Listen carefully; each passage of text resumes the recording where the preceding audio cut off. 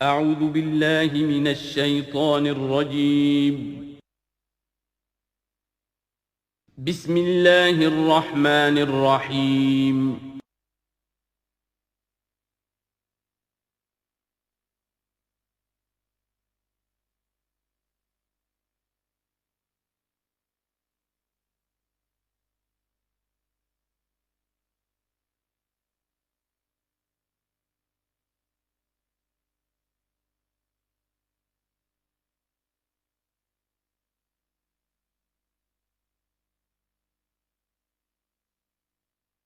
الحمدللہ وکفا والصلاة والسلام علی عبادہ الذین اصطفیٰ خصوصاً علی افضلہم وخاتم النبیین محمد الامین وعلی آلہ وصحبہ اجمعین اما بعد فاعوذ باللہ من الشیطان الرجیم بسم اللہ الرحمن الرحیم افتطمعون ان یؤمنوا لکم وقد کان فریق منہم یسمعون کلام اللہ ثم یحرفونہ من بعد ما عقلوہ وهم یعلمون صدق اللہ العظیم رب اشرح لی صدری ویسر لی امری واحلل عقدۃ من لسانی یفقہوا قولی اللہم ربنا الہمنا رشدنا واعذنا من شرور انفسنا اللہم ارنا الحق حقا وارزقنا اتباعہ وارنا الباطل باطلا وارزقنا اجتنابہ اللہم وفقنا لما تحب وترضى اللہم ربنا آنس وحشتنا فی قبورنا وارحمنا بالقرآن العظیم اللہم اجعلہ لنا اماما ونورا وہدا ورحمہ اللہم ذکرنا منہ ما نسینا وعلمنا منہ ما جہلنا وارزقنا تلاوته آناء الليل وآناء النهار واجعله لنا حجة یا رب العالمین آمین۔ اب تک ہم نے سورہ بقرہ کے 8 رکوع اور اس پر مستضاد صرف 3 آیات کا مطالعہ کیا ہے۔ آج میں چاہتا ہوں کہ ہماری رفتار قدر تیز ہو۔ تو یہ جو سلسلہ مضمون چل رہا ہے خطاب بے امت سابقہ امت مسلمہ بنی اسرائیل، ان کے ساتھ خطاب کا سلسلہ سورہ بقرہ میں 5ویں رکوع سے شروع ہوا اور 15ویں رکوع کے آغاز تک چلے گا۔ یہ 10 رکوع ہیں۔ عرض کر چکا ہوں بار بار، اور اس کو میں چاہتا ہوں آپ اچھی طرح ذہن نشین کر لیں کہ اس میں سے پہلا رکوع جو ہے وہ دعوت کا ہے، وہ بہت فیصلہ کن ہے۔ یہی وجہ ہے کہ دیکھیے اس رکوع کا آغاز ہوا یا بنی اسرائیل اذکروا نعمتی التی انعمت علیکم واوفوا بعہدی اوف بعہدکم وایای فارہبون، اور خود بخود ظاہر ہو رہا ہے اسلوب کلام سے کہ اگلے رکوع سے بات کا رنگ بدل گیا ہے۔ یا بنی اسرائیل اذکروا نعمتی التی انعمت علیکم وانی فضلتکم علی العالمین واتقوا یوما لا تجزی نفس عن نفس شیئا ولا يقبل منها شفاعت ولا يؤخذ منها عدل ولا هم ينصرون۔ یہ تہدید کا انداز ہے، دھمکی کا انداز ہے۔ تو میں نے عرض کیا تھا کہ 5واں رکوع اس خطاب میں بمنزلہ فاتحہ ہے، بہت اہم ہے، اور بقیہ جو 9 رکوع ہیں ان میں بریکٹ کا انداز ہے کہ 2 آیتوں سے بریکٹ شروع ہوتی ہے، انہی 2 آیتوں پر بریکٹ ختم ہوگی۔ یہ ملامت کا خطاب ہے، اور ان کے خلاف ایک مفصل فرد قرارداد جرم جو ہے وائد کی گئی ہے، جس کے نتیجے میں وہ اس منصب سے معزول کر دیے گئے جس پر 2000 برس سے فائز تھے، اور ان کی جگہ پر اب امت محمد، نئی امت مسلمہ علی صاحب الصلاۃ والسلام، اب اس کا نصب، اس کی انسٹالیشن، اور اس کی انسٹالیشن سیریمنی کے طور پر تحویل قبلہ کا معاملہ۔ یہ ربط کلام اگر سامنے نہ رہے تو انسان کھو جاتا ہے قرآن مجید کی طویل صورتوں کو پڑھتے ہوئے کہ بات کہاں سے چلی تھی، کدھر جا رہی ہے، کیا ربط ہے، کیا تعلق ہے، سیاق کلام کیا ہے۔ اس کو میں اس لیے بار بار، حالانکہ مجھے معلوم ہے کہ وقت کم ہے، لیکن میں اس چیز کو زیادہ اہمیت دے رہا ہوں۔ اب ان 9 رکوعوں کے مضامین میں کچھ تو واقعات ہیں، تم نے یہ کیا، تم نے یہ کیا، تم نے یہ کیا۔ ظاہر بات ہے ترجمہ تو کرنا ہوگا، کچھ مختصر وضاحت بھی کرنی ہوگی، لیکن ان کے تفصیل میں جانے کی ضرورت نہیں ہے۔ لیکن آپ نے دیکھا کہ کچھ واقعات کے بعد پھر کچھ ایسے یونیورسل ٹروتھس بیان ہوئے ہیں، ایسے عظیم حقائق کہ جو ابدی حقائق ہیں ان کا کسی وقت سے، کسی قوم سے، کسی خاص گروہ سے تعلق نہیں، وہ تو اصول ہیں، سنت اللہ ہم انہیں کہہ سکتے ہیں، یہ اللہ کے جو عام قوانین ہیں، قواعد ہیں اس کائنات میں۔ ایک تو قوانین ہے طبعیہ، فزیکل لاز، ایک مورل لاز ہے کہ جو اس دنیا میں اللہ تعالیٰ کی طرف سے کار فرما ہے۔ تو جہاں وہ مورل لاز آتے ہیں جنہیں آپ کہا کرتے تھے جب بچپن میں کہانی پڑھی اور کہانی کے بعد لکھا اس کا مورل لیسن کیا ہے، اس کہانی سے سبق کیا حاصل ہوا، تو تھوڑے تھوڑے وقفے کے بعد وہ آیات آتی ہیں کہ جو اس گویا کہ اس سلسلہ کلام کے اندر یہ انتہائی اہمیت کی حامل ہیں، اس لیے کہ وہ یونیورسل اہمیت کی حامل ہیں، اور ان میں در حقیقت ایک رہنمائی پوشیدہ ہے موجودہ امت مسلمہ کے لیے۔ مثلا جتنا حصہ ہم اب تک پڑھ چکے ہیں ان میں سے پہلے تو وہ آیت یاد کیجئے، وَضُرِبَتْ عَلَيْهِمُ الذِّلَّةُ وَالْمَسْكَنَةُ وَبَاءُوا بِغَضَبٍ مِّنَ اللَّهِ۔ معلوم ہوا کہ ایسا ہو سکتا ہے کہ ایک امت مسلمان ہو، اس پر اللہ کے بڑے فضل ہوئے ہوں، بڑا اکرام ہوا ہو، بہت انعام ہوا ہو، پھر وہ اپنی بے عملی یا بد عملی کے باعث اللہ تعالیٰ کے غضب کی مستحق ہو جائے اور ذلت اور مسکنت اس پر تھوپ دی جائے۔ یہ ایک یونیورسل ٹروتھ وہاں سے نکل آیا کہ ہمیں سوچنا ہوگا، یہ ایک لمحہ فکریہ ہے امت مسلمہ کیا کہ کیا ہم تو کہیں آج اس پوزیشن میں نہیں ہیں۔ حدیث میں آپ کو سنا چکا ہوں، لَيَأْتِيَنَّ عَلَىٰ أُمَّتِي مَا أَتَىٰ عَلَىٰ بَنِي إِسْرَائِيلَ حَسْبَ النَّعْلِ بِالنَّعْلِ۔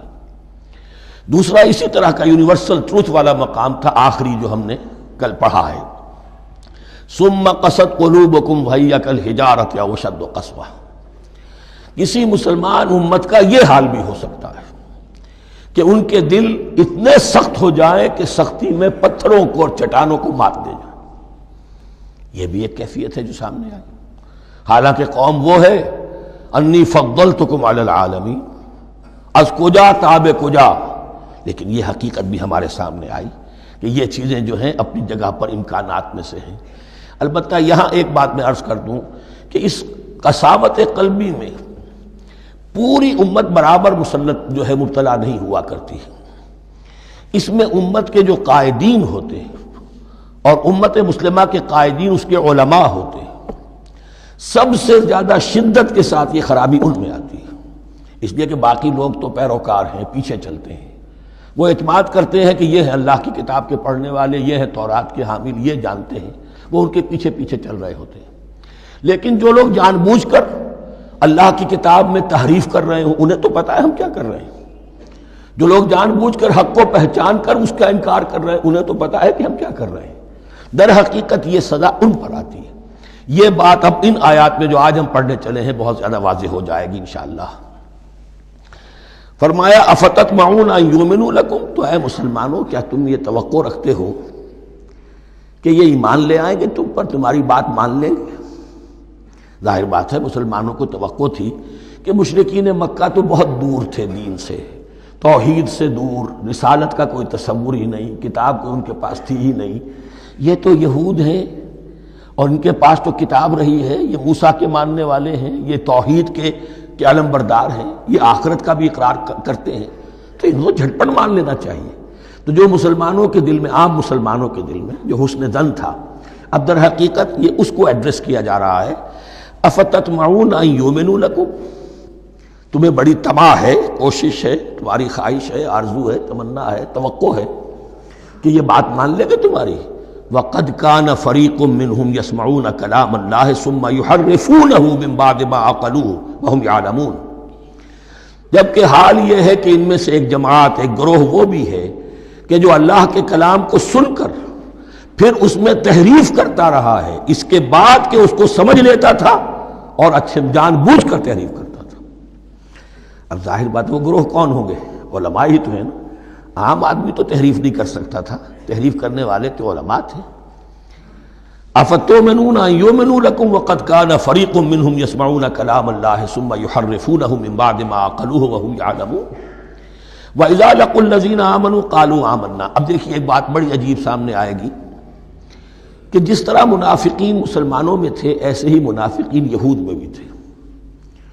یہود میں سے کچھ لوگ ایسے تھے کہ جن پر حق جب منکشف ہو گیا اور کچھ ان کی صالح فطرت بھی تھی، اب وہ آنا چاہتے تھے اسلام کی طرف، لیکن اپنے خاندان کو، گھر والوں کو، اپنے کاروبار کو، اپنے قبیلے کو چھوڑنا بھی ممکن نہیں تھا، اور قبیلوں کی سرداری جو ہے وہ ان کے علماء یہود کے پاس ہے۔ تو دل ان کے کچھ صاف ساتھ آ چکے تھے اہل ایمان کے، اور جب وہ اہل ایمان سے ملتے تھے تو کبھی کبھی باتیں بھی بتا، ہاں یہ بات جو محمد کہہ رہے ہیں یہ تورات میں لکھی ہوئی تھی، واقعی یہ بات یوں ہی تھی۔ اب اس کے بعد جب وہ جاتے تھے اپنے شیاطین کے پاس، وہی شیاطین ان کے علماء، ان کے بڑے سرکردہ لوگ، تو وہ جا کر انہیں ڈانٹ ڈپٹ کرتے تھے، بے وقوفو یہ کیا کر رہے ہو، تم یہ بات بتا رہے ہو انہیں تاکہ اللہ کے ہاں جا کر وہ تم پر حجت قائم کرے کہ انہیں پتا تھا اور پھر بھی انہوں نے نہیں مانا۔ اب یہ ان کا آپس کا مکالمہ ہو رہا ہے۔ وَإِذَا لَقُوا الَّذِينَ آمَنُوا قَالُوا آمَنَّا، اور ان میں سے کچھ لوگ ہیں کہ جب ملتے ہیں اہل ایمان سے تو وہ کہتے ہیں ہم ایمان لے آئے۔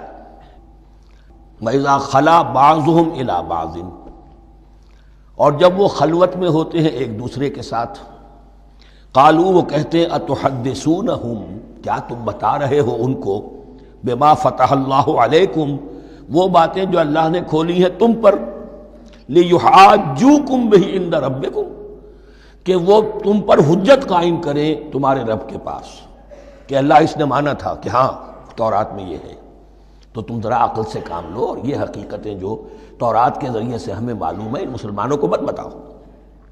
اس پر اللہ کا تبصرہ کیا ہے،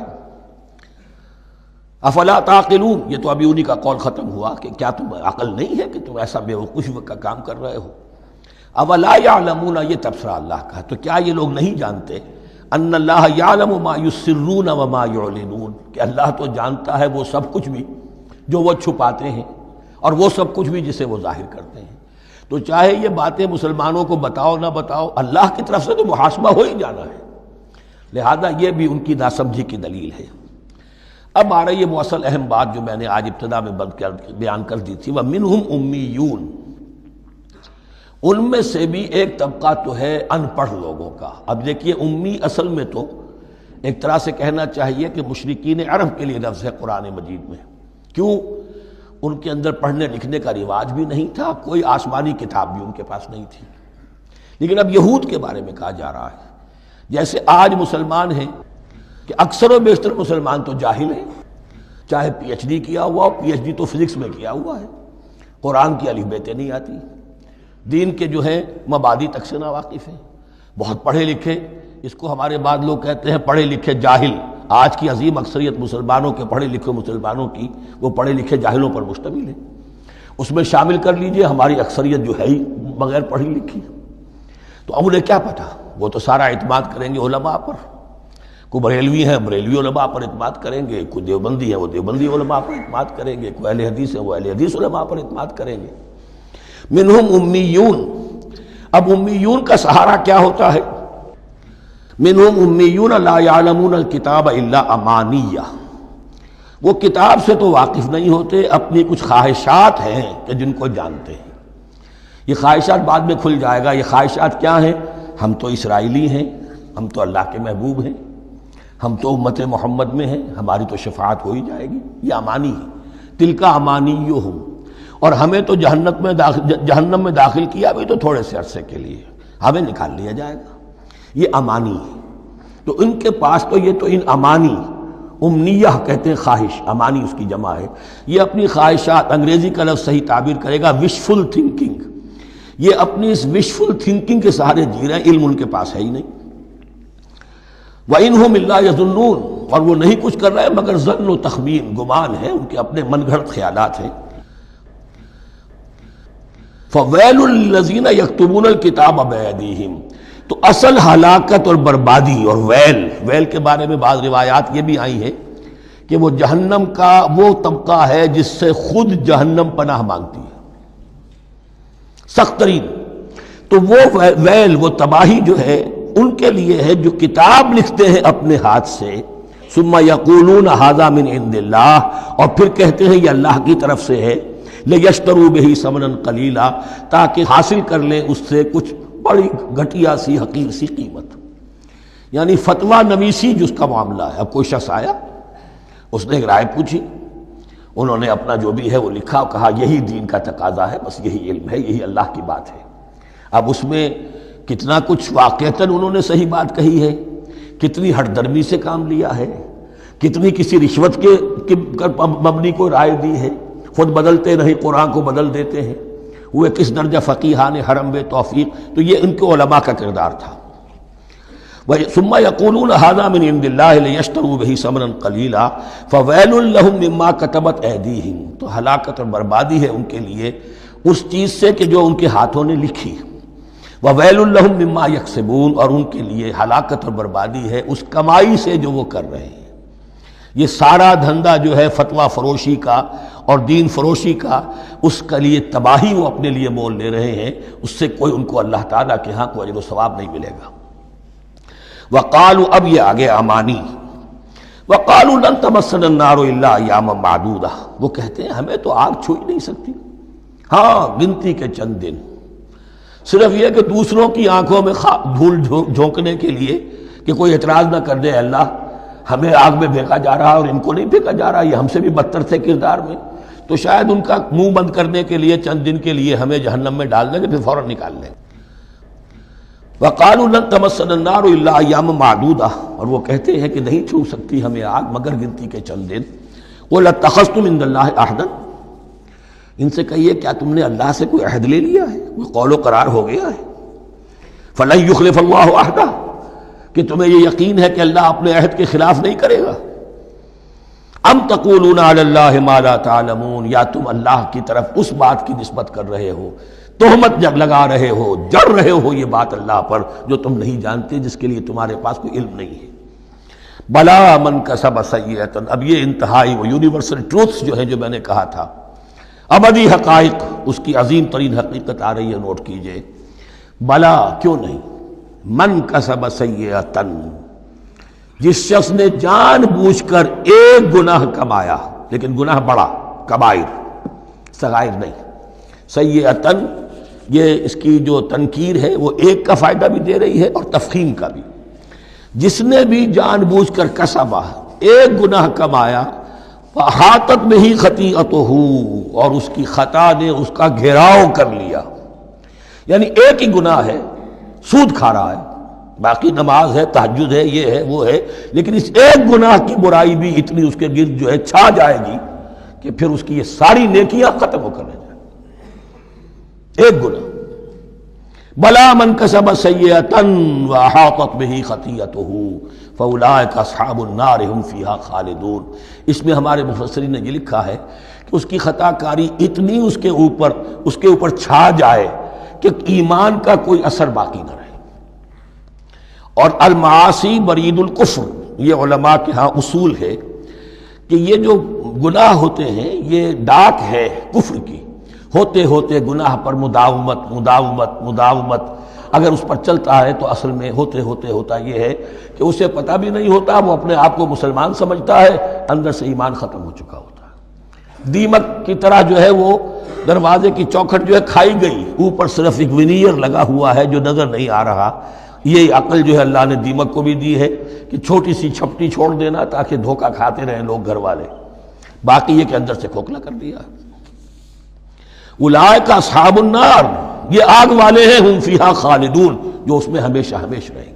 یہ ہے قاعدہ کلیہ، قرآن کا قطعی اور ابدی فیصلہ۔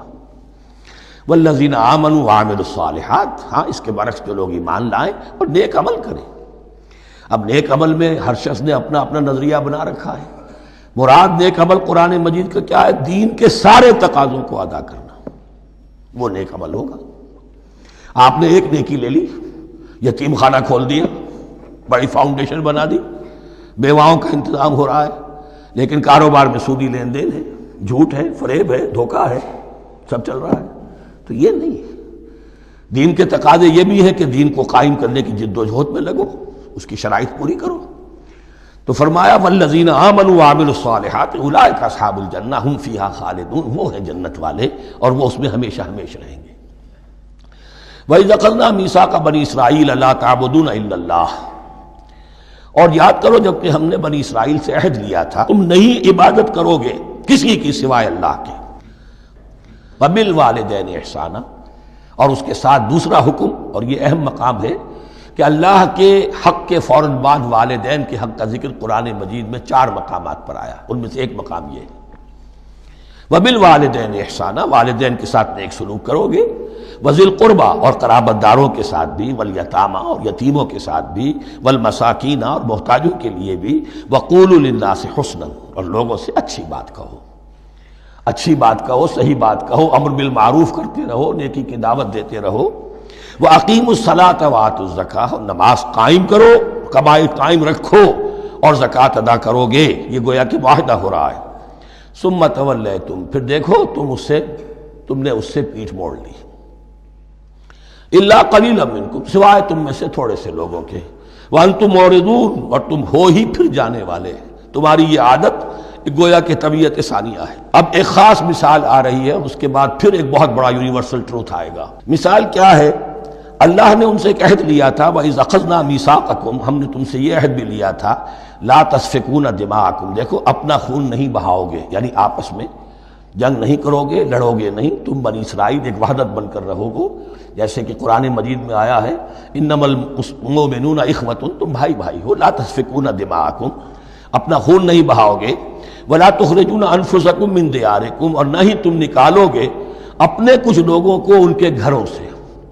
اب یہاں مجھے وضاحت کرنی پڑے گی ورنہ بات سمجھ میں نہیں آئے گی کہ جب حضرت یوشع ابن نون کی سرکردگی میں بنی اسرائیل نے فلسطین کو فتح کرنا شروع کیا اور سب سے پہلے جیریکو فتح کیا گیا شہر، اس کے بعد جب سارا فلسطین فتح کر لیا تو انہوں نے ایک مرکزی حکومت قائم نہیں کی، 12 قبیلوں نے 12 حکومتیں بنا لی، جیسے 12 چشمے تھے پانی کے ویسی 12 حکومتیں۔ اب ظاہر بات ہے جہاں 12 حکومتیں ہوں گی تو وہ طوائف الملوکی جس کو کہتے ہیں، آپس کی کھٹ پٹ ہوتی تھی، جنگیں ہوتی تھی، پھر ان میں سے ایک دوسرے پر حملہ کر کے وہاں کے لوگوں کو نکال باہر کرتے تھے، بھاگنے پر مجبور کر دیتے تھے، تو یہ تھی ان کی کیفیت۔ لیکن اس کے بعد پھر جب وہ لوگ چلے گئے کہیں کفار کے ملک میں چلے گئے، اب کفار نے جو ہے ان کو لا کر اور ان کے سامنے ان کے ہاں بیچنا چاہا، چونکہ غلام بن گئے وہاں جا کر یا انہوں نے غلام بنا لیا، تو اب فدیہ دے کر چھڑا رہے ہیں کہ ہمیں حکم دیا گیا ہے کہ جو بھی تمہارا اسرائیلی بھائی ہو اس کو فدیہ دے کر چھڑا لو اگر کہیں وہ اسیر ہو جائے۔ تو ایک حکم کو تو مانا نہیں اور دوسرے پر عمل ہو رہا ہے۔ حکم تو یہ تھا کہ آپس میں خون ریزی کرو ہی نہیں، وہ اس حکم کو تو توڑ دیا، لیکن بڑے متقیانہ انداز میں اب جو اس وقت اس کی وجہ سے جو غلام بن گئے یا اسیر ہو گئے اب ان کو چھڑوا رہے کہ اللہ کا حکم ہے، شریعت کا حکم ہے۔ یہ ہے وہ تضاد جو مسلمان امتوں کے اندر ہو جاتا ہے، اس پر آئے گا وہ یونیورسل ٹروتھ۔ وَإِذْ أَخَذْنَا مِيثَاقَكُمْ لَا يَسْتَسْفِكُونَ دِمَاءَكُمْ، جب یاد کرو جب کہ ہم نے تم سے عہد لیا تھا کہ تم اپنا خون نہیں بہاؤ گے، وَلَا تُخْرِجُونَ أَنفُسَكُم مِّن دِيَارِكُمْ اور نہ ہی تم اپنے آپ کو اپنے لوگوں کو ان کے گھروں سے نکالو گے، ثُمَّ أَقْرَرْتُمْ وَأَنْتُمْ تَشْهَدُونَ، پھر تم نے اقرار کیا تھا اس عہد کو اور قول و قرار کو مان لیا تھا پورے شعور کے ساتھ، تشہدون مانتے ہوئے، ثم انتم ہؤلاء، پھر تم وہی ہو، تم ہی ہو وہ تو تقتلون انفسکم، اپنے ہی لوگوں کو قتل بھی کرتے ہو، وتخرجون فریقا منکم من دیارہم اور اپنے ہی لوگوں میں سے کچھ لوگوں کو ان کے گھروں سے باہر نکالتے ہو، تظاہرون علیہم بالاسم والعدوان، ان پر چڑھائی کرتے ہو گناہ کے ساتھ بھی اور زیادتی کے ساتھ بھی، وَإِن یاتوکم اسارا اور اگر وہ قیدی بن کر تمہارے پاس آتے ہیں تفادوہم تو اب تم ان کا فدیہ دے کر انہیں چھڑاتے ہو، وَهُوَ مُحَرَّمٌ عَلَيْكُمْ إِخْرَاجُهُمْ حالانکہ ان کا تو نکالنا ہی تم پر حرام کیا گیا تھا۔ اب یہ واقعہ آپ نے پڑھ لیا، سمجھ لیا، اب دیکھیے اس سے جو سبق ہے، مورل لیسن ہے جو ابدی ہے، أَفَتُؤْمِنُونَ بِبَعْضِ الْكِتَابِ وَتَكْفُرُونَ بِبَعْضٍ، تو کیا تم ہماری شریعت کے ایک حصے کو مانتے ہو اور ایک کو نہیں مانتے؟ اب دیکھیے یہ الفاظ اب ہوں گے تعویل عام، جہاں کہیں بھی یہ طرز عمل ہوگا تو یہ آیت اس کو کور کرے گی۔ افتؤمنون ببعض الکتاب وتکفرون ببعض، تو کیا تم مانتے ہو ہماری کتاب کے ایک حصے کو اور ایک کو نہیں مانتے؟ فما جزاء من یفعل ذلک منکم، تو نہیں ہے کوئی سزا اس کی جو یہ حرکت کرے تم میں سے، الا خزی فی الحیات الدنیا، سوائے اس کے کہ دنیا کی زندگی میں رسوائی ہو، ذلت ہو، ویوم القیامہ اور قیامت کے دن یردون الی اشد العذاب، وہ لوٹا دیے جائیں شدید ترین عذاب میں، وما اللہ بغافل عما تعملون اور اللہ تعالیٰ غافل نہیں ہے اس سے جو تم کر رہے ہو۔ آج امت مسلمہ پر 100% یہ آیت منطبق ہو رہی، پورے دین پر چلنے کو تیار نہیں۔ ہر گروہ نے کوئی ایک شے حلال کر لی اپنے لیے۔ ملازم پیشہ طبقہ ہے، رشوت حلال ہے، کیا کرے، اس کے بغیر گزارا نہیں ہوتا۔ کاروباری طبقہ ہے، سود کیا کرے، اس کے بغیر تو یہ کاروبار چلتا نہیں۔ ہر ایک کے لیے، ہر ایک نے تو نیکی اور بدی کا ایک امتزاج ہے۔ کل دین جب تک وہ نہ ہو تو اس کی سزا یہ ہے خزی فی الحیات الدنیا، وہ ہمارے اوپر ہے ضربت علیہم الذلۃ والمسکنہ، وہ خز اور وہ ذلت اور مسکنہ تھوپ دی گئی ہے۔ باقی رہ گیا قیامت کا معاملہ، وَيَوْمَ الْقِيَامَةِ يُرَدُّونَ إِلَىٰ أَشَدِّ الْعَذَابِ، شدید ترین عذاب میں۔ تو اپنے طرز عمل سے تو ہم اس کے مستحق ہو گئے ہیں، باقی اللہ تعالیٰ کی رحمت جو ہے دستگیری فرما لے، اس کا اختیار ہے۔ لیکن دھمکی کا پھر انداز دیکھیے، وَمَا اللَّهُ بِغَافِلٍ عَمَّا تَعْمَلُونَ، اللہ غافل نہیں ہے اس سے جو تم کر رہے ہو۔ ہر سال عمرہ فرما کے آ رہے ہیں، کس رقم سے فرما کر آ رہے ہیں یہ اللہ کو معلوم ہے۔ یہ حلال سے کمائی تھی یا حرام سے؟ رمضان مبارک میں حرم میں پہلی صف میں جگہ ریزرو کرائی ہوئی ہے سیٹھ صاحب نے، اور وہاں کے شرطوں کو بھی رشوتیں دیتے ہیں، اور وہ سمجھتے ہیں کہ ہم تو سارا نہا دھو کر آ گئے، سال بھر جو بھی حرام کمائی کی تھی سب پاک ہو گئی۔ اللہ ناواقف نہیں ہے، اللہ تمہاری داڑھیوں سے دھوکہ نہیں کھائے گا، اللہ تمہارے اماموں سے اور ابا اور قبا سے دھوکہ نہیں کھائے گا۔ He knows you through and through. He sees you through and through. وَمَا اللَّهُ بِغَافِلٍ عَمَّا تَعْمَلُونَ أُولَٰئِكَ الَّذِينَ اشْتَرَوُا الْحَيَاةَ الدُّنْيَا بِالْآخِرَةِ، یہ وہ لوگ ہیں جنہوں نے دنیا کی زندگی اختیار کر لی ہے آخرت کو چھوڑ کر۔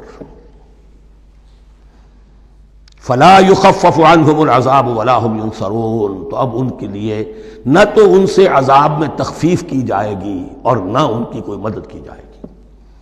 وَلَقَدْ آتَيْنَا مُوسَى الْكِتَابَ وَقَفَّيْنَا مِن بَعْدِهِ بِالرُّسُلِ، اور ہم نے موسیٰ کو کتاب دی تورات، اور قفینا من بعدہ بالرسل، اور پھر اس کے بعد پے بپے لگاتار ہم رسول بھیجتے رہے۔ ایک بات نوٹ کر لیجئے گا، لفظ رسول اور لفظ نبی میں کچھ فرق ہے، اس وقت تفصیل میں جانے کا موقع نہیں ہے، لیکن یہ تین جوڑے الفاظ کے ایسے ہیں قرآن مجید کی اصطلاحات کے کہ وہ تینوں مترادف کے طور پر بھی استعمال ہو جاتے ہیں اور علیحدہ علیحدہ اپنا مفہوم بھی رکھتے ہیں۔ اور اس کا ایک اصول یہ علماء نے بنایا ہے کہ اذا اجتمع تفرقا واذا تفرقا اجتمع۔ ایک ہے ایمان اور اسلام، اب یہ بھی مسلم مومن ایک ہی شے ہے، لیکن یہ کہ ایک شے تو نہیں ہے، کچھ فرق بھی ہے۔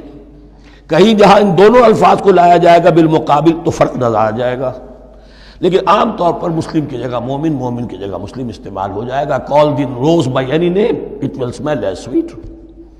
اس طرح جہاد اور قتال کا معاملہ ہے، دو الفاظ ہیں، مختلف ہیں، مفہوم جدا بھی ہے لیکن ایک دوسرے کی جگہ آ بھی جائیں گے۔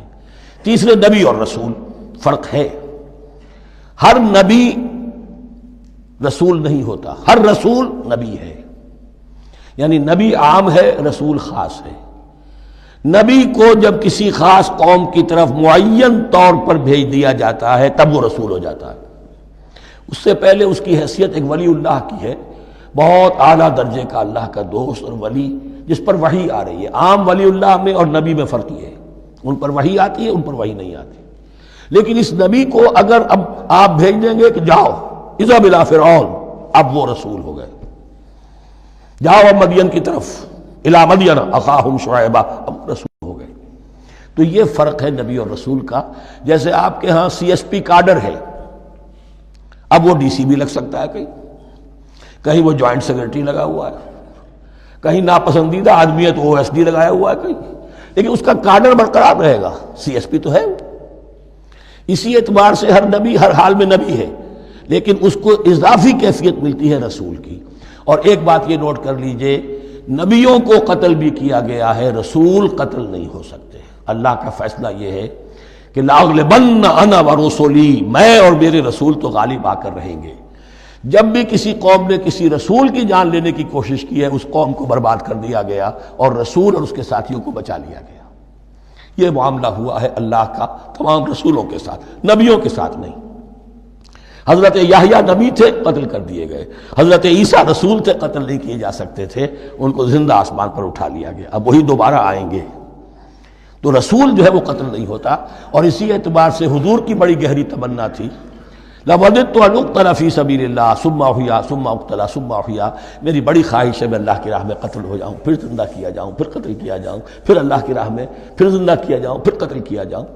لیکن اللہ نے یہ خواہش آپ کی پوری نہیں کی، اس لیے کہ آپ اللہ کے رسول تھے.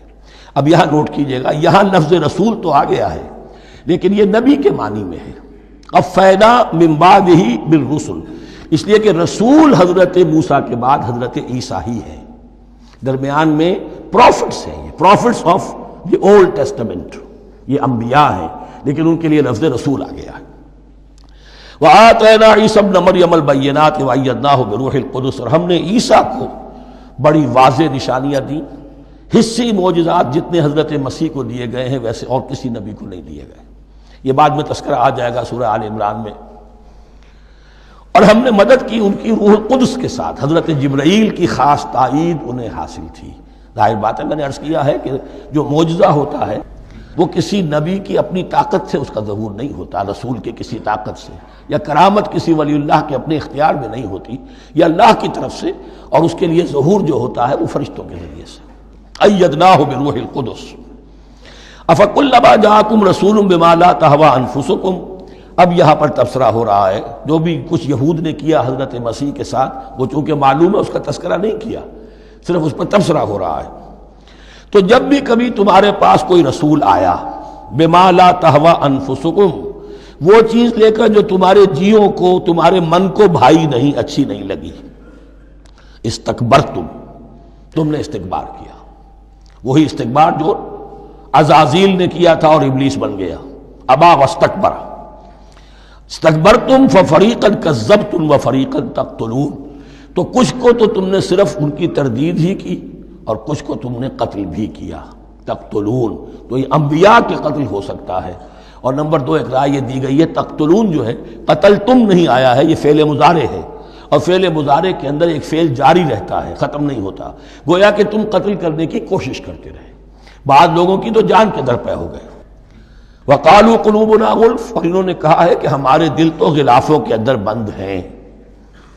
یہ اس کو ملائیے پہلی آیت جو آج ہم نے پڑھی ہے، افتطمعون ان یؤمنوا لکم، تو اے مسلمانوں کیا تم یہ توقع رکھتے ہو اور چاہتے ہو کہ یہ تمہاری بات مان لیں گے؟ ان کی اس خواہش کے جواب میں جو وہ کہتے تھے وہ یہ قول ہے، وقالوا قلوبنا غلف، ہمارے دل غلافوں میں ہیں، میاں تمہاری بات ہم پر اثر نہیں کر سکتی، جاؤ کسی اور سے بات کرو. آج بھی آپ کو یہ الفاظ سننے کو مل جائیں گے، قلوبنا غلف، ہمارے دل تو غلافوں میں ہیں، بڑے مضبوط ہیں، مستحکم ہیں، تمہاری بات اس میں گھر کر ہی نہیں سکتی. بل لعنہم اللہ بکفرہم، یہ ہے تبصرہ. جس کو یہ کہہ رہے ہیں کہ ہمارے دل محفوظ ہیں اور غلافوں میں ہیں، حقیقت میں تو ان پر لعنت ہو چکی ہے اللہ کی طرف سے ان کے کفر کی وجہ سے. فقلیلا ما یؤمنون، تو واقعتاً اب کم ہی ہوں گے ان میں سے جو ایمان لائیں گے. وَلَمَّا جَاءَهُمْ كِتَابٌ مِّنْ اللَّهِ مُصَدِّقٌ لِّمَا مَعَهُمْ، اب یہاں پر ذکر ہو رہا ہے خود حضور صلی اللہ علیہ وسلم کا. اور جب آ گئی ان کے پاس کتاب اللہ کے پاس سے، یعنی یہ قرآن، مصدق لما معہم، جو اس کی تصدیق کرتے ہوئے آیا جو ان کے پاس ہے. میں اس کی وضاحت کر چکا ہوں. قرآن ایک طرف تصدیق کرتا ہے تورات اور انجیل کی، اور دوسری طرف وہ مصداق بن کر آیا ہے تورات اور انجیل کی پیشن گوئیوں کا. وَكَانُوا مِن قَبْلُ يَسْتَفْتِحُونَ عَلَى الَّذِينَ كَفَرُوا، اور ان کا حال یہ تھا کہ وہ آخری کتاب اور آخری نبی کے حوالے اور واسطے سے اللہ تعالیٰ سے فتح کی دعائیں کیا کرتے تھے کافروں کے خلاف. ہوتا کیا تھا کہ یہ 3 قبیلے مدینے میں آ گئے کہ جو یہودی تھے، بنو قینقاع، بنو نذیر اور بنو قریظہ. اسی میں وہاں رہتے تھے اوس اور خزرج جو یمن سے آئے تھے، اصل عربی قبائل تھے. پھر آس پاس کے قبائل بھی تھے، وہ سب کے سب امیین میں سے تھے، ان کے پاس نہ کوئی کتاب، نہ کوئی شریعت، نہ کسی نبوت سے آگاہ. اب ان کے آپس میں جب لڑائیاں ہوتی تھیں اور یہ مار کھاتے تھے، سرمایہ دار تھے، دولت والے تھے، عام طور پر بزدل تھے، لہذا جب بھی کبھی مقابلہ ہوتا تھا مار کھاتے تھے. تو وہاں یہ کہا کرتے تھے کہ ابھی تو تم ہمیں مار لیتے ہو، دبا لیتے ہو، نبی آخری زمان کی آنے کا وقت آ چکا ہے، وہ نئی کتاب لے کر آئیں گے، جب وہ آئیں گے ہم ان کے ساتھ ہو کر جب تم سے جنگ کریں گے تو تم ہمیں شکست نہیں دے سکو گے، ہمیں فتح حاصل ہوگی. اور دعا کیا کرتے تھے اللہ اس نبی آخر الزماں کا ظہور جلد ہو تاکہ اس کے واسطے سے اور اس کے ذریعے سے اس کے صدقے ہمیں فتح مل سکے. یہ دعائیں تھیں. چونکہ خزرج اور اوس کے لوگوں نے ان کی یہ دعائیں سنی ہوئی تھیں. یہی وجہ ہے کہ حج میں سن 11 نبوی کے حج میں یا سن 10 نبوی کے حج میں جب وہاں پر 6 آدمیوں سے حضور نے بات کی جو خزرج کے تھے سب کے سب، انہوں نے کلنکھیوں سے ایک دوسرے کو دیکھا، معلوم ہوتا ہے یہ وہی نبی ہے جن کا ذکر یہ یہودی کرتے ہیں. تو اس سے پہلے کہ وہ ایمان لائے تم ایمان لے آؤ.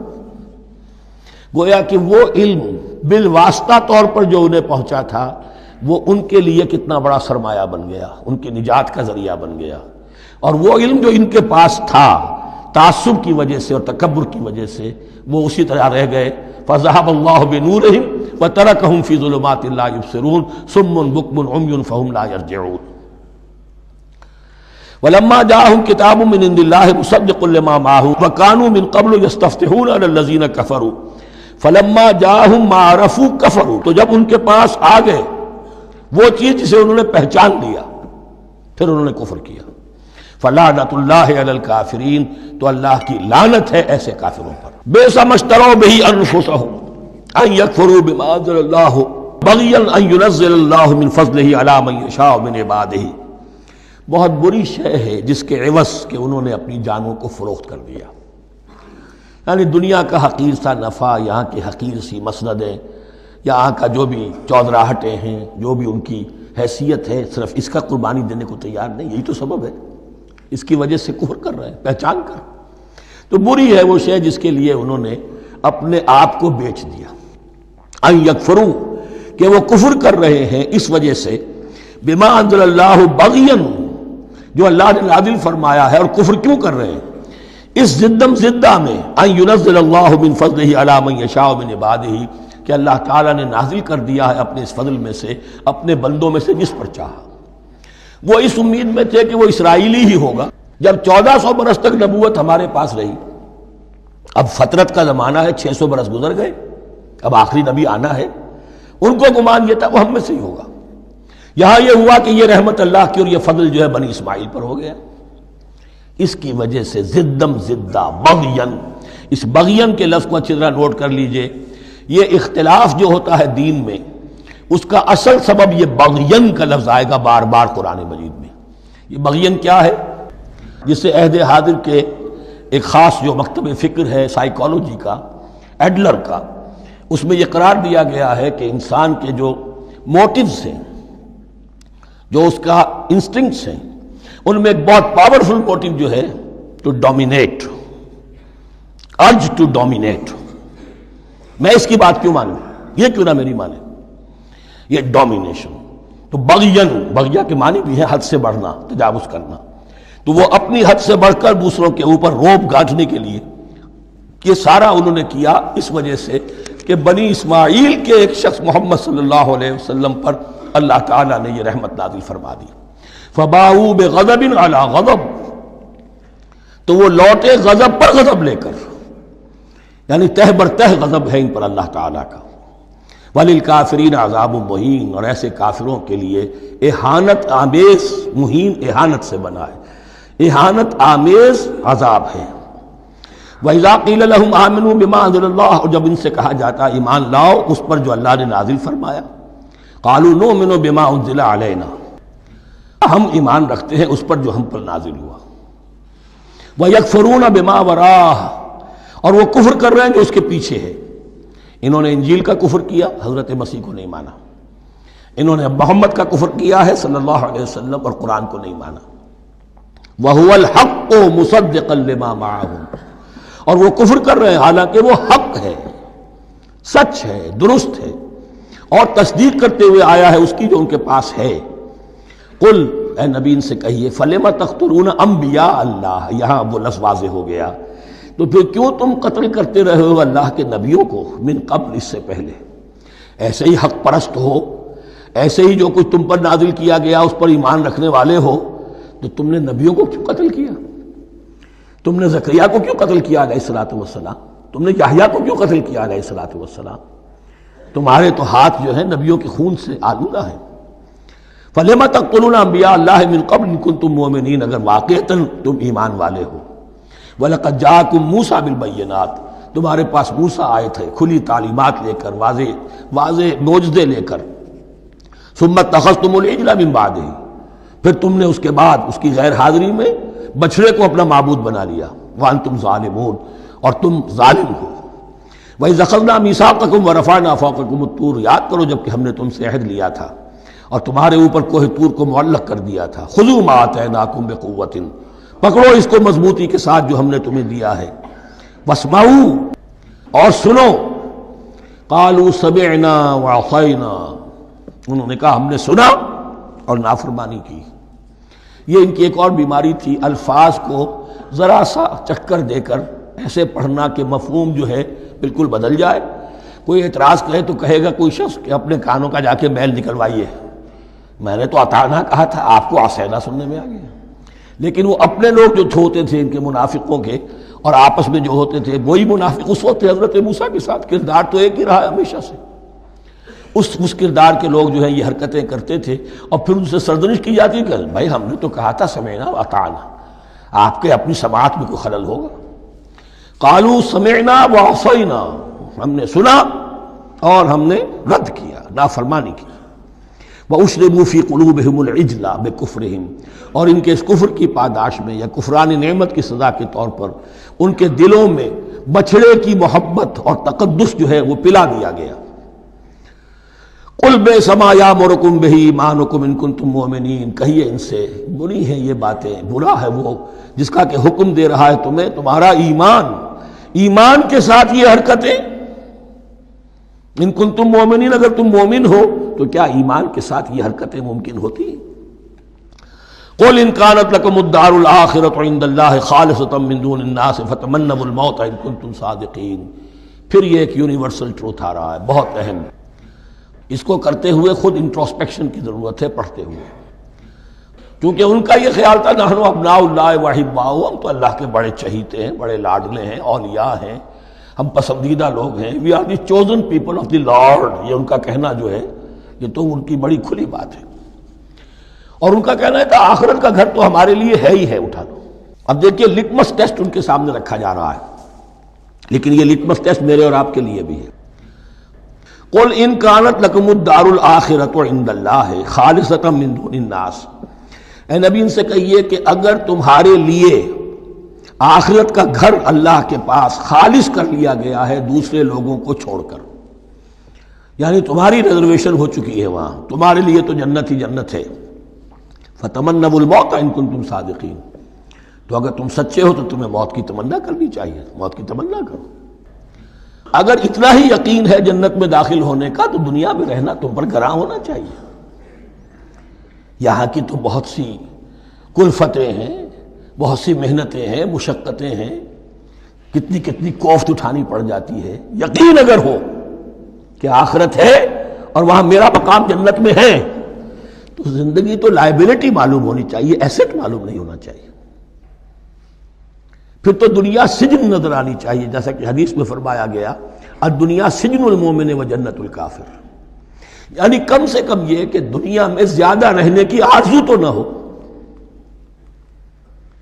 یہ کم سے کم ہے. آخرت پر ایمان، اور اگر اپنا معاملہ اللہ کے ساتھ خلوص پر ہے، دھوکے بازی پہ نہیں ہے.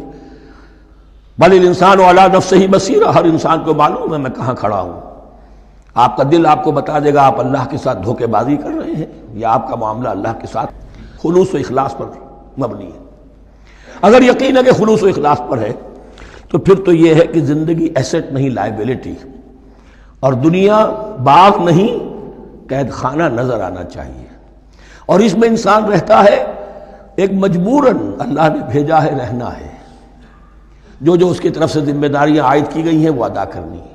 لیکن یہاں رہنے کی خواہش یہ اگر ہے تو یا تو آخرت پر ایمان نہیں یا اپنا اللہ کے ساتھ معاملہ خلوص اور اخلاص پر مبنی نہیں. دس از دی لٹمس ٹیسٹ.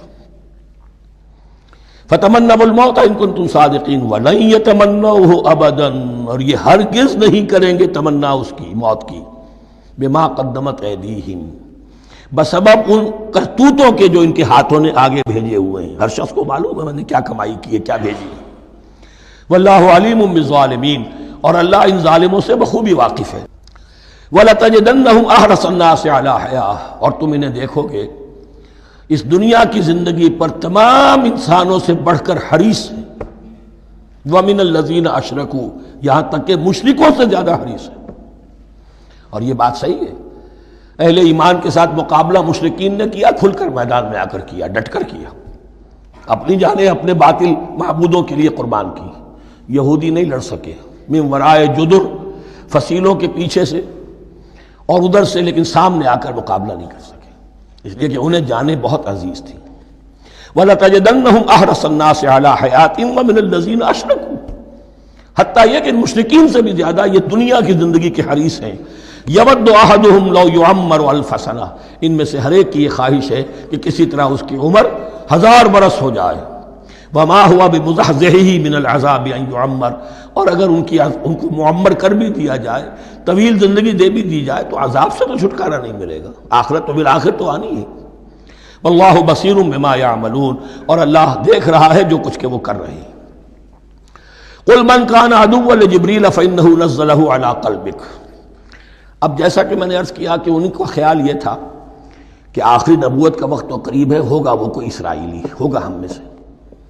معاملہ ہو گیا تلپٹ، اللہ نے ان کی آزمائش اتنی بڑی کر لی کہ جنہیں حقیر سمجھتے تھے، بڑی امیین ہیں، ان پڑھ ہیں، نہ ان کے پاس کتاب، نہ کوئی شریعت، نہ کوئی قانون، نہ کوئی ضابطہ، کچھ بھی نہیں، اللہ نے ان میں سے ایک آدمی کو، ایک شخص کو چن لیا۔ لہذا ان کے لیے اب ان کے اندر دشمنی پیدا ہوئی، کس سے؟ گالیاں دینے لگے حضرت جبرائیل کو، اس نے دشمنی کی ہے ہمارے ساتھ، آ تو رہا تھا پیغام ہم میں سے کسی کے لیے، لے گیا ادھر۔ اور یہ بات آپ کو شاید بڑی عجیب لگے، لیکن یہ کہ شیخ احمد سرہندی رحمۃ اللہ علیہ نے اپنے مکاتیب میں یہ لکھا ہے کہ اہل تشیع کا ایک فرقہ ایسا بھی رہا ہے، میں نہیں جانتا کہ آج بھی ہے یا نہیں ہے، جس کو غرابیہ کہتے تھے۔ غرابیہ، ان کا عقیدہ یہ تھا کہ حضرت محمد صلی اللہ علیہ وسلم اور حضرت علی رضی اللہ تعالی عنہ، ان کی ارواح بالکل ایک دوسرے کے ایسے مشابہ تھیں جیسے ایک کوا دوسرے کوے کے مشابہ ہوتا ہے، غراب کوے کو کہتے ہیں۔ تو جبریل دھوکہ کھا گئے، وہ وہی اللہ نے بھیجی تھی علی کے لیے، لے گئے محمد کے پاس صلی اللہ علیہ وسلم۔ تو یہ بات جو شیخ احمد سرہندی کی لکھی ہوئی غرابیہ فرقہ ان کا، مجھے یہ نہیں معلوم کہ اب بھی ہے یا نہیں ہے، لیکن یہ بات یہود کے ہاں جو ہے وہ موجود تھی۔ اور بات جان لیجئے، لَيَأْتِيَنَّ عَلَىٰ أُمَّتِي مَا أَتَىٰ عَلَىٰ بَنِي إِسْرَائِيلَ حَسْبَ النَّعْلِ بِالنَّعْلِ، اس کی حقیقت اور سے اور منکشف ہوتی چلی جائے گی۔ تو اب یہاں فرمایا قُلْ مَنْ كَانَ عَدُوًّا لِجِبْرِيلَ، اے نبی کہہ دیجئے جو کوئی بھی دشمن ہو گیا ہو جبرائیل کا، فَإِنَّهُ نَزَّلَهُ عَلَىٰ قَلْبِكَ بِإِذْنِ اللَّهِ، تو اس نے تو نازل کیا ہے اس قرآن کو آپ کے دل پر اللہ کے حکم سے، جبرائیل کا اپنا اختیار تو نہیں تھا۔ مُصَدِّقًا لِمَا بَيْنَ يَدَيْهِ، اور یہ تصدیق کرتے ہوئے آیا ہے اس کی جو اس کے سامنے موجود ہے، وَهُدًى وَبُشْرَىٰ لِلْمُؤْمِنِينَ، اور ہدایت اور بشارت ہے اہل ایمان کے لیے۔ اور اس کے بعد اب فرمایا جا رہا ہے کہ اللہ اور اس کے رسول اور اس کے ملائکہ یہ ایک آرگینک ہول ہیں، یہ ایک جماعت ہے، ان میں کوئی رکھنا نہیں ہو سکتا، ان میں کوئی اختلاف نہیں ہو سکتا۔ اگر کوئی جبریل کا دشمن ہے تو وہ اللہ کا دشمن ہے، اگر کوئی اللہ کے سچے رسول کا دشمن ہے تو وہ اللہ کا دشمن ہے، جبریل کا بھی دشمن ہے۔ من کان عدوا للہ وملائکتہ ورسلہ وجبریل ومیکال فإن اللہ عدو للکافرین، تو کان کھول کر سن لو، جو کوئی بھی دشمن ہے اللہ کا اور اس کے فرشتوں کا اور اس کے رسولوں کا اور جبرائیل کا اور میکائیل کا، تو اللہ تعالیٰ کی طرف سے بھی اعلان ہے کہ اللہ ایسے کافروں کا دشمن ہے۔ وَلَقَدْ أَنزَلْنَا إِلَيْكَ آيَاتٍ بَيِّنَاتٍ، اور اے نبی ہم نے آپ کی طرف نازل کر دی ہیں روشن آیات۔ وَمَا يَكْفُرُ بِهَا إِلَّا الْفَاسِقُونَ، اور انکار نہیں کرتے ان کا مگر وہی کہ جو سرکش۔ وَمَا يُضِلُّ بِهِ إِلَّا الْفَاسِقِينَ، تیسرے رکوع میں جو سورہ بقرہ کے الفاظ آئے تھے۔ أَوَكُلَّمَا عَاهَدُوا عَهْدًا نَبَذَهُ فَرِيقٌ مِّنْهُمْ، تو جب بھی کبھی انہوں نے کوئی عہد کیا، اللہ سے میثاق کیا، اللہ کے رسولوں سے کوئی عہد کیا، نَبَذَهُ فَرِيقٌ مِّنْهُمْ، ان میں سے ایک گروہ نے اس معاہدے کو پھینک دیا اٹھا کر۔ بل اکثرهم لا یؤمنون، بلکہ ان کی اکثریت جو ہے ایمان سے خالی ہے، جیسا کہ حال آج امت مسلمہ کا ہے۔ مسلمان ہیں، ایمان حقیقی، ایمان قلبی، یقین والا ایمان وہ کتنوں کو حاصل ہے؟ ڈھونڈ اب ان کو چراغ رخ زیبا لے کر. وَلَمَّا جَاءَهُمْ رَسُولٌ مِّنْ عِندِ اللَّهِ مُصَدِّقٌ لِّمَا مَعَهُمْ نَبَذَ فَرِيقٌ مِّنَ الَّذِينَ أُوتُوا الْكِتَابَ. پھر وہی بات، اور جب آئے ان کے پاس اللہ کی طرف سے ایک رسول یعنی محمد صلی اللہ علیہ وسلم، مصدق لما معہم، اور تصدیق کرتے ہوئے آئے ہیں اس کی جو ان کے پاس موجود ہے، ان کے ساتھ ہے. نبذ فریق من الذین اوتوا الکتاب کتاب اللہ وراء ظہورہم، ان کی ایک گروہ، ان کی ایک جماعت نے اللہ کی کتاب کو اپنی پیٹھوں کے پیچھے پھینک دیا. کانہم لا یعلمون، گویا کہ وہ جانتے ہی نہیں، انجانے سے وہ کر رہے گا، نہیں ہمیں کچھ پتہ نہیں. ان کے عوام پوچھتے ہوں گے کیا یہ وہی نبی ہیں جن کا ذکر نہیں؟ کیا بولے، کوئی یقین سے نہیں کہہ سکتے، کچھ نہیں، ابھی دیکھیں گے، تیل دیکھو، تیل کی دھار دیکھو. کانہم لا یعلمون، جیسے انہیں علم نہیں ہے. وَاتَّبَعُوا مَا تَتْلُو الشَّيَاطِينُ عَلَىٰ مُلْكِ سُلَيْمَانَ. اب ایک اور حقیقت نوٹ کیجئے، جب کسی مسلمان امت میں دین کی اصل حقیقت، اصل تعلیمات سے بہت پیدا ہوتا ہے تو رجحان کدھر ہو جاتا ہے؟ جادو، ٹونا، ٹوٹکا، تعویذ، عملیات، قرآن کی عملیات. قرآن اترا تھا کسی اور کے لیے، کام کے لیے، یہ اس کو ذریعہ بناتے ہیں دشمن کو دیر کرنے کے لیے. محبوب آپ کے قدموں میں آ کر گرے گا، عمل قرآنی ہے، اتنے 100 روپے کا آپ لیجائے، یہ تو مل جائے گا. یہ دندے ہمارے ابھی چل رہے ہیں، خوب چلتے ہیں. اور میں سمجھتا ہوں کہ سب سے زیادہ فلرشنگ کاروبار جو ہے وہ اس طرح کا ہے. ہینگ لگے نہ پھٹکڑی، نہ آپ کو کوئی اس میں محنت کرنے کی ضرورت ہے، نہ اس کے اندر آپ کو انویسٹ کرنے کی ضرورت ہے، اور کاروبار چلتا. تو وہاں بھی کیا ہوا، وَاتَّبَعُوا، جب دین کی اصل حقیقت کو دور پھینک دیا، انہوں نے پیروی کی اس کی مَا تَتْلُو الشَّيَاطِينُ عَلَىٰ مُلْكِ سُلَيْمَانَ، جو شیاطین جن جو تھے. عَلَىٰ مُلْكِ سُلَيْمَانَ سے مراد ہے عَلَىٰ عہد ملک سلیمان، حضرت سلیمان کے زمانے میں، چونکہ اللہ تعالیٰ نے ان جنات کو حضرت سلیمان کے تابع کر دیا تھا، تو وہاں پر چونکہ ان کا اب جو ہے کوئی میل جول زیادہ تھا لوگوں کے ساتھ، تو وہ انہیں کچھ اس قسم کی چیزیں سکھاتے رہتے تھے، گویا کہ اندر سے تخریب کاری. وَاتَّبَعُوا مَا تَتْلُو الشَّيَاطِينُ عَلَىٰ مُلْكِ سُلَيْمَانَ وَمَا كَفَرَ سُلَيْمَانُ وَلَٰكِنَّ الشَّيَاطِينَ كَفَرُوا. اور سن لو، سلیمان نے کبھی کفر نہیں کیا، بلکہ یہ شیاطین تھے کہ جو کفر کرتے تھے. جادو کفر ہے، لیکن آپ کو نقش سلیمانی آج تک بھی لفظ ملے گا، نقش سلیمانی. آج بھی مسلمان بھی ان چیزوں کو حضرت سلیمان کی طرف منسوب کر رہے ہیں، وہ ظلم اب بھی جاری ہے. وَمَا كَفَرَ سُلَيْمَانُ وَلَٰكِنَّ الشَّيَاطِينَ كَفَرُوا يُعَلِّمُونَ النَّاسَ السِّحْرَ، وہ لوگوں کو جادو سکھاتے تھے. وَمَا أُنزِلَ عَلَى الْمَلَكَيْنِ بِبَابِلَ هَارُوتَ وَمَارُوتَ، اور جو کچھ نازل کیا گیا 2 فرشتوں پر، ہاروت اور ماروت پر، بابل میں. بابل یہ ہے پرانا عراق، بیبلونیا. نبوکدنضر بھی بیبلونیا کا بادشاہ تھا، نمرود بھی بیبلونیا کا بادشاہ تھا. عراق کے بادشاہوں کا لقب ہی تھا نمرود، نماردہ اس کی جمع ہے. تو حضرت سلیمان کی حکومت جب تھی تو وہاں پر یہ لوگ جنات جو ہیں وہ اس قسم کی تخریب کاری کر رہے تھے. تو اللہ تعالیٰ نے آخری آزمائش کے لیے 2 فرشتوں کو زمین پر اتارا، اور وہ انسانی شکل میں لوگوں کو جادو سکھاتے تھے. بتاتے بھی جاتے تھے دیکھو جادو کفر ہے، ہم سے مت سیکھو، لیکن اس کے باوجود لوگ سیکھتے تھے. تو گویا کہ ان پر اتمام حجت ہو گیا کہ اب ان کے اندر خباثت جو ہے پوری طریقے سے گھر کر چکی ہے. وَمَا يُعَلِّمَانِ مِنْ أَحَدٍ، اور وہ نہیں سکھاتے تھے کسی کو بھی، حَتَّى يَقُولَا إِنَّمَا نَحْنُ فِتْنَةٌ فَلَا تَكْفُرْ، یہاں تک کہ وہ کہہ دیتے تھے کہ دیکھو ہم تمہاری آزمائش کے لیے بھیجے گئے ہیں، ہم فتنہ ہیں، تو تم کفر مت کرو. فَيَتَعَلَّمُونَ مِنْهُمَا مَا يُفَرِّقُونَ بِهِ بَيْنَ الْمَرْءِ وَزَوْجِهِ، تو وہ سیکھتے تھے ان دونوں سے وہ شے کہ جس کے ذریعے سے تفریق کر سکے ایک شخص اور اس کی بیوی کے درمیان، تفرقہ ڈالنا گھروں کے اندر، فساد. اب بھی یہ عورتوں کے اندر یہ کام بڑی تیزی کے ساتھ چلتے ہیں، تعویذ اور دھاگے اور کیا کچھ گنڈے چلتے ہیں. وَمَا هُمْ بِضَارِّينَ بِهِ مِنْ أَحَدٍ، اور نہیں تھے وہ ضرر پہنچانے والے کسی کو کچھ بھی، إِلَّا بِإِذْنِ اللَّهِ. ایمان کا تقاضا یہ ہے کہ چاہے کوئی دوا ہو وہ بھی بِإِذْنِ رب کام کرے گی، ورنہ نہیں. کوئی اور اسباب طبیعیہ ہیں، ان کے بھی اثرات ظاہر ہوں گے اگر اللہ چاہے گا، اس کے بغیر کچھ نہیں ہو سکتا. جادو کا بھی اثر ہوگا تو اللہ کے اذن سے ہوگا. تو بندہ مومن کو ڈٹے رہنا چاہیے اور مقابلہ کرنا چاہیے۔ وما هم بضارین بہ من احد الا باذن اللہ ویتعلمون ما یضرهم ولا ينفعهم، اور وہ سیکھتے تھے ان سے وہ چیزیں جو ان کے لیے مضرت بخش تھی، ضرر پہنچانے والی، اور انہیں نفع نہیں پہنچاتی تھی۔ وَلَقَدْ عَلِمُوا لَمَنِ اشْتَرَاهُ مَا لَهُ فِي الْآخِرَةِ مِنْ خَلَاقٍ، حالانکہ یہ بات ان کے علم میں آ چکی تھی کہ جس نے بھی اس چیز کو حاصل کیا، جادو سیکھا، اس کا پھر آخرت میں کوئی حصہ نہیں ہے۔ وَلَبِئْسَ مَا شَرَوْا بِهِ أَنفُسَهُمْ، اور بری تھی وہ چیز جس کے لیے انہوں نے اپنے آپ کو فروخت کر دیا، لَوْ كَانُوا يَعْلَمُونَ، کاش کہ انہیں علم ہوتا۔ وَلَوْ أَنَّهُمْ آمَنُوا وَاتَّقَوْا، اور اگر وہ ایمان رکھتے اور تقوی کی روش اختیار کرتے، لَمَثُوبَةٌ مِّنْ عِندِ اللَّهِ خَيْرٌ، تو بدلہ پاتے اللہ کی طرف سے بہت ہی اچھا، بہت خیر۔ لَوْ كَانُوا يَعْلَمُونَ، کاش کہ ان کو معلوم ہوتا۔ یا ایھا الذین آمنوا لا تقولوا رائنا وقولوا انظرنا واسمعوا، اب ایک اور مثال ان کی، وہ تو تھے منافقین بنی اسرائیل جن کا ذکر ہوا، سمعنا وعصینا۔